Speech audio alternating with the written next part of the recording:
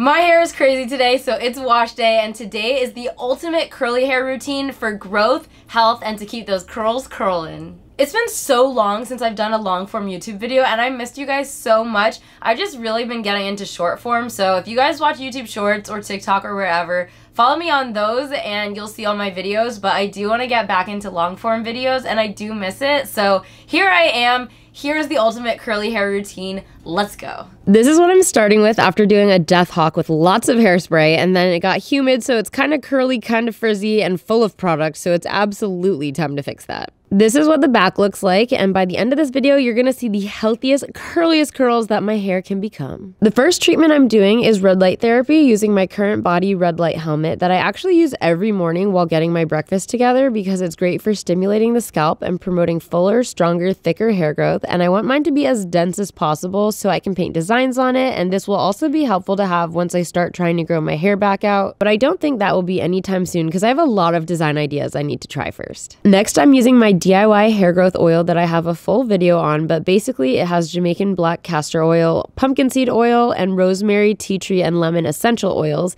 and these ingredients include DHT blockers to prevent hair loss and ingredients that promote scalp health and hair growth. I got a bottle with a pointy nozzle so I can get all up in my hair to evenly oil my scalp, making sure I get all the center parts, the back, the sides, and especially the hairline and that triangle of doom area where everyone starts balding from. Scalp massages are a proven way to increase blood flow to the scalp, which encourages hair growth and also feels so good. So I try to do at least a short scalp massage every day, but especially when I need to massage the hair growth oil into my scalp. The most effective way to do this is the scalp over skull method, where you really move your scalp around rather than touching it too lightly. I leave that in for 3 hours, then wash it out using the Nizoral Anti-Dandruff Shampoo, which contains the active ingredient ketoconazole, which can help prevent hair loss. And for this hair routine, I like to prevent losing my hair, encourage new hair growth, and keep the hair I do have healthy. So this is part of step 1 of the mission, and after thoroughly washing my hair, you need to leave it on for at least 5 minutes for it to do its thing. So I do other stuff in the shower in the meantime, then rinse it out and do a second wash using the Dr. Groot Scalp Revitalizing Hair Thickening Shampoo, which has biotin to help support the keratin in your hair, prebiotics to nourish your hair follicles for stronger hair, and helps reduce breakage. To be honest, I bought this because Bretman Rock allegedly uses this, and he has the most luscious hair on this planet.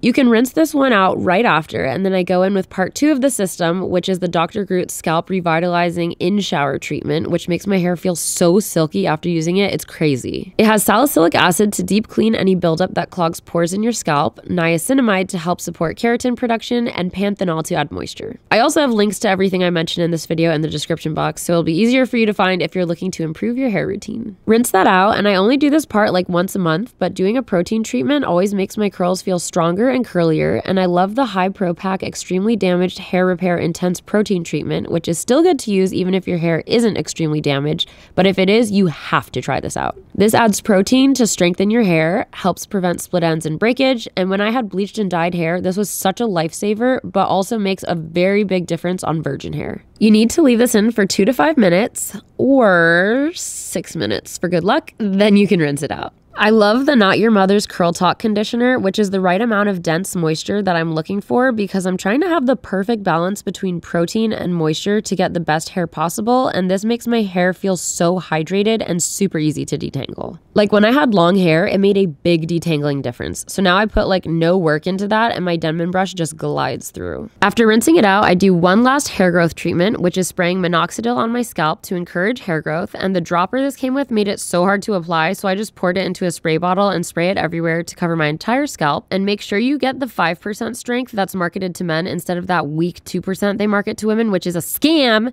They don't want us to have nice things, and everybody's hair works the same way, so don't fall for it. Then I use my rosemary spray that studies show works about as well as minoxidil for hair growth, so I just do both just in case, but it's probably overkill and you can just choose one or the other. Don't snitch, but I've been using the Dove 10-in-1 Serum Mask as my leave-in conditioner because it's so moisturizing and my hair just sucks up moisture. I only use a little bit and I spread that throughout the mohawk area, and the sides don't really need it. And then the last thing I add is a tiny bit of my oil blend to seal everything in, add shine, and because it smells good. I'm using my favorite styling tool, which is the bounce curl brush, to brush all the hairs smoothly, and then using the edge to separate them into perfectly sized and shingled pieces to produce the perfect curl. This saved me like an hour when I had a full head of hair because I used to manually finger curl every individual curl, which is crazy, but I actually did that. I'm using my boar bristle brush to brush the side hairs down so they look neater, and they'll pretty much stay in place with no extra product if this is done when my hair's still wet. So that's super easy, and I think it makes a big difference in the style overall. So this is how my hair looks wet after styling, with the most hydrated looking and feeling curls that I then let air dry, and this is the finished look. My curls are so tight compared to the beginning when they were all super frizzed out, and I can't get over how healthy and moisturized they feel too. Personally, I enjoy shrinkage sometimes, and this is one of those times. I hope you found this video helpful, and if you have any questions, leave them in the comments and I'll get back to you.